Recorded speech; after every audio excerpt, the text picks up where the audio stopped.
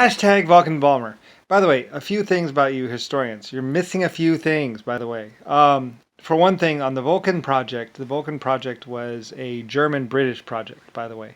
And also, you would want to include in with it the Sparrow or the mosquito bomber, basically, which came in three different sizes, by the way.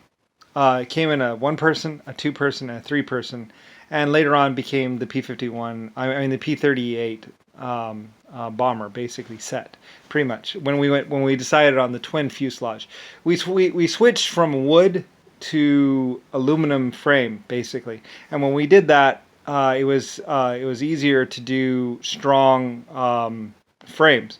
With wood, you have limitations a little bit. You can't do the twin boom design. You can't do a lot of things. So you have to kind of stick with one fuselage and two engines on the wings. So and that was the hold up with that. Later on, when we went to the P38 or an aluminum, when we finally switched over to aluminum manufacturing, we were able to do the twin booms finally. Which I wanted to do. I really wanted to do it because the back tail is actually acts like a wing and can actually support more weight back there because it's like a second wing basically.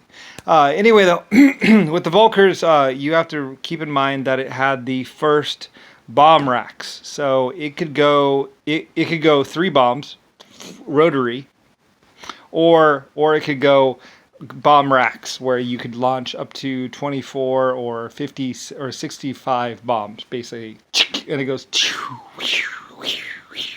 basically it sets, and the bombs go. The Volkers project was in conjunction with the German project, and the German project had the mosquito bomber and Germany, which basically featured the first aircraft where you could actually go on your side like this, and you could use a turret-mounted gun, and the co-pilot would do this, and a real LCD screen up there in the cockpit.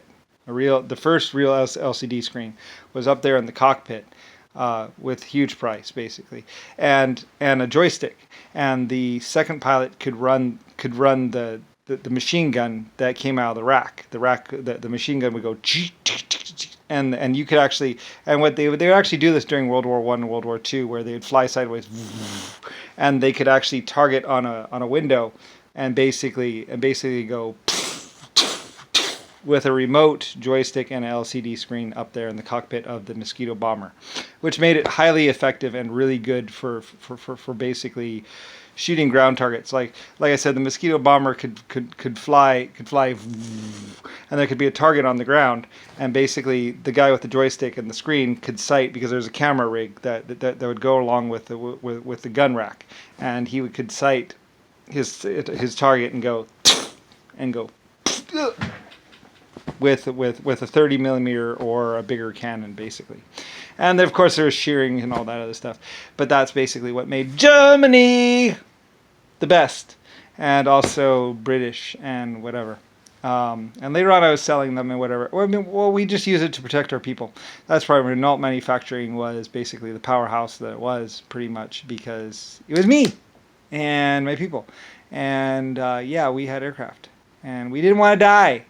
So, and we didn't like other people that would just go and kill our people. So, anyway, so it didn't matter what helmet you were wearing or whatever. If you raided or attacked one of our places, we would send up a mosquito bomber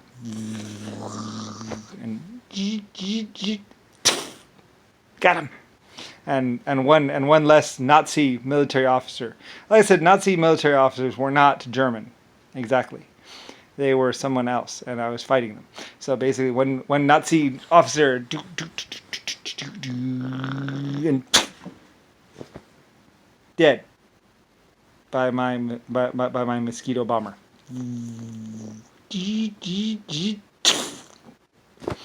And we had the first LCD screens, of course, and all that other stuff, and we were the truth, the power. For power and glory and the truth and the real true leader, me. So anyway, and best inventor of all time.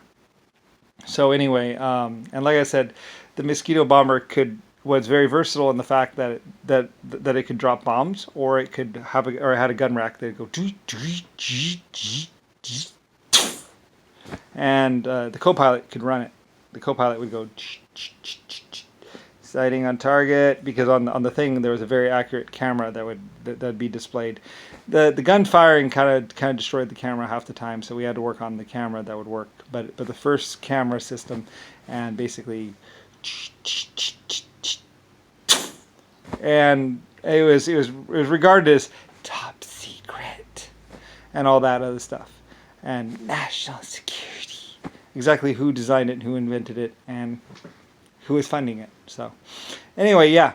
And for truth, power, and glory, and protection of laws, and basically psychotic other people with guns, pretty much.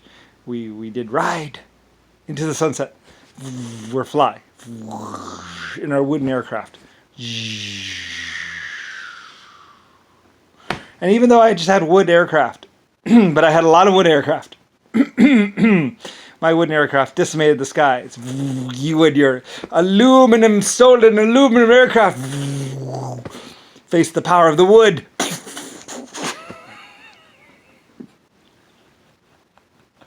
The Mosquito aircraft was quite a wonder, actually, and most people loved it for being the first in-air gunship, basically. That's what the Mosquito bomber was. It was one of the first aircraft gunships, basically, because, like I said, just one of these babies could fly over, and you could shoot up to 30 targets. And basically, people on the ground would be like, huh? So, yeah. And it could be doing that from up to a mile away or 2 miles away. It depends on how good the guy in the gun thing. You could actually even range targets just by watching the little in the ground, just like, and then you just lead to target. And yep, actually it's more of like and then you just hold down. So yeah, call me a psycho killer, but a Mosquito bomber even one time to demonstrate its capabilities. We did this demonstration where a bunch of bigwigs came down to this farm site, and basically there was this person we had a mannequin, I think, in a window, and the Mosquito bomber went on its side, and basically targeted on a window and went and shot this guy through the window. Actually, it was a mannequin. But yeah, and then the bigwigs went inside and went. It's like, yep, just one of these babies, and you can shoot your targets. Almost shoot shoot the hostage taker through the window. Basically, anything the camera can see, the gun can see, and co-pilot. Yeah, because the co-pilot has the LCD screen, and I think maybe we even had a zoom lens or something like that. We did some really cool stuff. So we're not manufacturing me. Yep, I was the best. And yeah, I had wood aircraft, I had aluminum aircraft. I was the ultimate.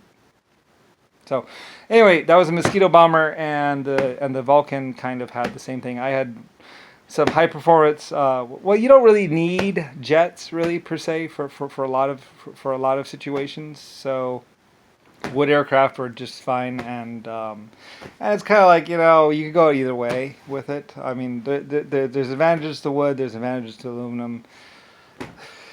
It's all in what you have. So basically, it didn't really matter. I always had something. Yeah, give me a fucking break. I know. Well, hey, it's the truth. It's the truth. Just because it was top secret and no one knew about it doesn't mean it didn't exist. It did exist for a long time before.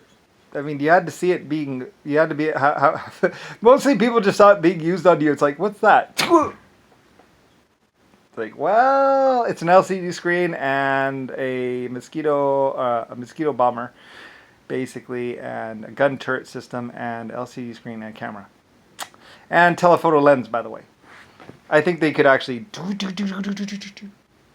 one of the best, most capable lenses ever, built by Germany and my little Germans. Oh yes, glasses, very useful. I can see. Oh. I love my Germans. Love you guys. You guys were great. Pacifists. Anyway, I supported them and loved them and loved their laws, and they love me, and together And we did rives. So, anyway, whatever. It's all in the past.